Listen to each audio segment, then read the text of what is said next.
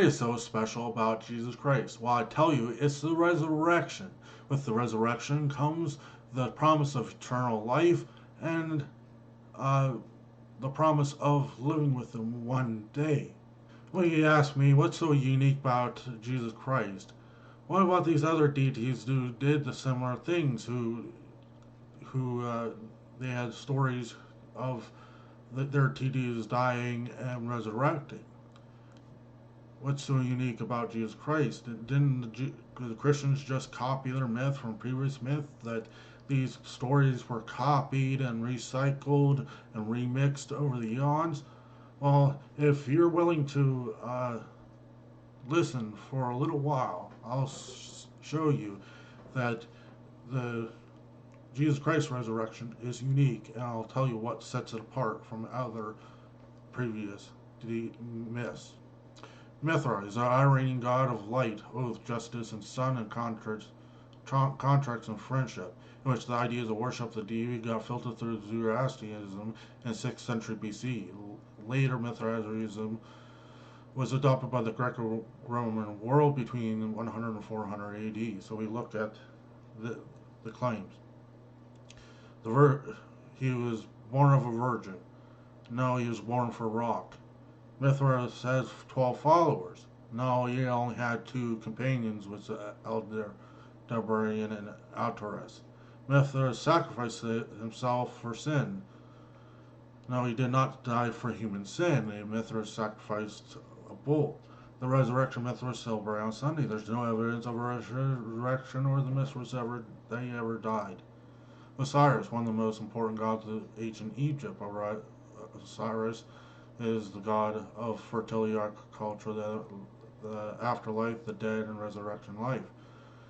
So his resurrection story by Jonathan Z. Smith from the Dying and Rising Gods. Osiris murdered and his body dismembered and scattered. The pieces of his body were recovered and rejoined, and the god was rejuvenated. However, he did not return to his former mode of existence, but rather journeyed to the underworld, where he became the powerful lord of the dead. In no sense can Osiris be said to have risen in the sense required by dying rising pattern. Most certainly he never considered it as an annual event. Horus, the Egyptian god of kingship, healing, protection of the sun and the sky. Horus was conceived by a virgin who was named Mary. Stepfather named Seb or Joseph.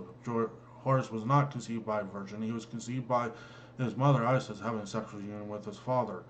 Horus had 12 disciples. He only had 4 disciples, but at one point in the story, it referenced 16 followers. Claimed that he was crucified between 2 thieves. 3 days in the tomb, resurrected. The truth is, Horus is not reported to have died at all at the vast majority of the Egyptian narratives. He's also no crucifixion story. Instead, Horus is usually described as eventually merging with Ra, the sun god, after he dies and was reborn every day as the sun rises. Which he dies and was reborn every day as the sun rises. There's a parallel account describing Horus' death, detailing how he was cast in pieces in the water, later fished out by a crocodile at Isis' request. So we come to the true resurrection by Jesus Christ, recorded in Luke 24:36-44. And as they thus spoke, Jesus himself stood in the midst of them, saith unto them, Peace be unto you. But they were terrified and frightened, and supposed they had seen a spirit.